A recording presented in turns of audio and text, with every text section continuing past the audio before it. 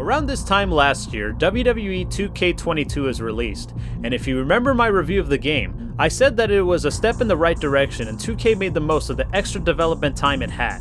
Now a year later, in time for WrestleMania season, 2K releases the next entry in the legendary WWE series, and it looks to use the foundation they built last year and improve upon it. However, unlike for 2K22, 2K and Visual Concepts are back to their yearly development time, so there were some concerns that the reduced time can hinder the experience and the momentum they got after 2K22's success. After spending time with this entry, I can tell you that it is great that they didn't squander what they built in 2K22, even if it means it's a little too similar. If you are new to the channel, spear that subscribe button and super kick that notification bell as we run the ropes with WWE 2K23. If you play 2K22, you know what to expect in 2K23 in terms of gameplay. The face buttons are your light and heavy attacks as well as your block and dodge movements where you produce combos to damage your opponent. One of the newest match types that is added is the long requested war games, where two teams, either 3 vs 3 or 4 vs 4 with 2 rings and 1 cage. You could bring weapons to the ring such as a table or a stop sign and do moves on the trench, which is the metal platform that connects the rings, as well as performing springboard moves between the rings, which can make some really cool highlights. The AI this year got a bit more smarter and it feels like a challenge when playing against computers in Legend mode.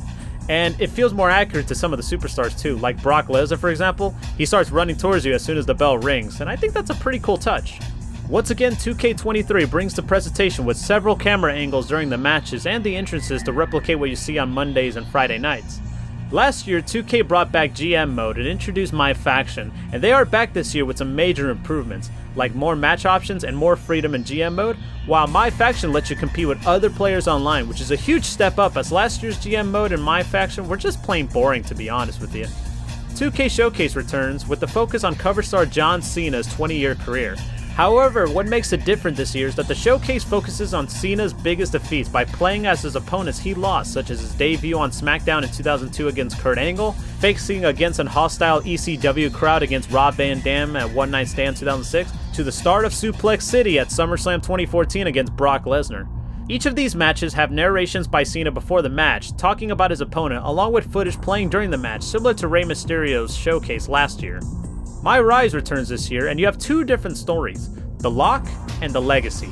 The Lock is where you are a male wrestler from the indies that is given a gimmick that has Vince McMahon written all over it, and you basically got to make it work, similar to how Rocky Maivia became The Rock. And in The Legacy, you play as a second-generation female wrestler who is trying to carry on the legacy in the current day. Just like last year's My Rise, you get branching storylines, complete side quests, and decide if you want to be a heel or a babyface, filled with voiceovers, as well as exclusive arenas and superstars that can be unlocked for exhibition mode, such as the Raw 2002 arena. Also, 2K listened to the feedback they got from last year and give players the ability to import created characters to My Rise, and also exporting them once you complete the campaign. This year's Creation Suite is back and has some notable changes. In several previews and presentations, 2K said that the created superstars will look as detailed as the superstars in-game, and man, these creations look great, and I can't wait to see community creators take advantage of it, and so far, I'm not disappointed.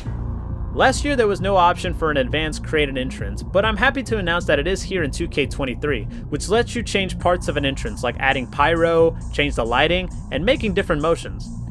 After a few years of little to no changes, Create an Arena gets new arena parts, and it is exciting to see what the community can do with them.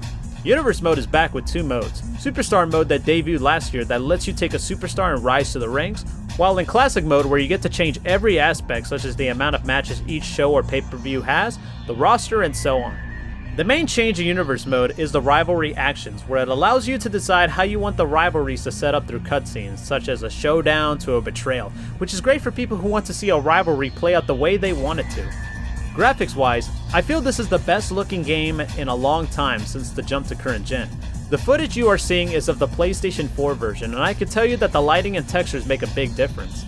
On next gen, with its ray tracing, it gives the models of the superstars and the arenas a huge jump in detail that could be close to or even the same as watching on TV.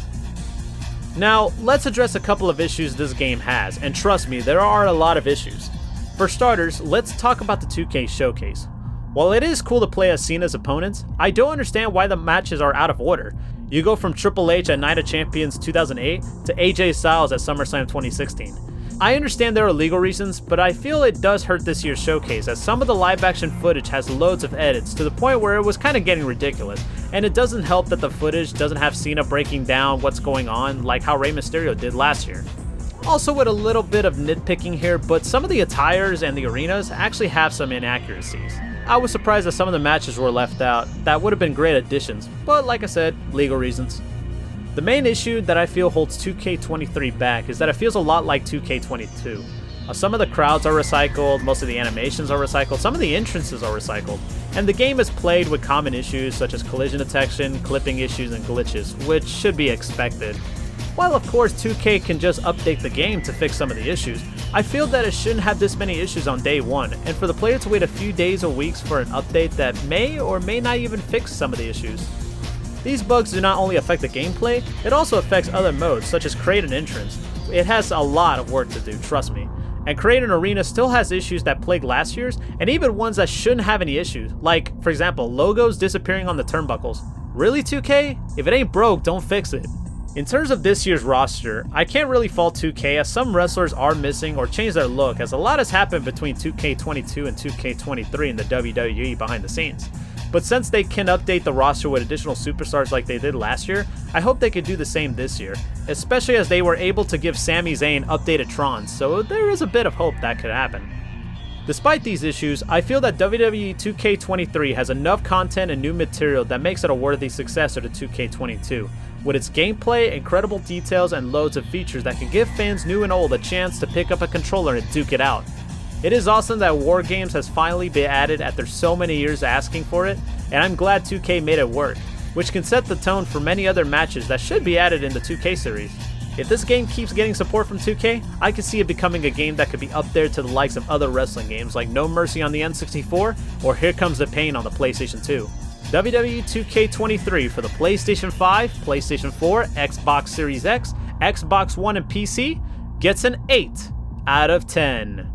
Thank you for watching this review and I hope you enjoyed it. If you did, please give this video a thumbs up and give it a share. If you haven't yet, please subscribe to the channel for more content. Thank you again and take care.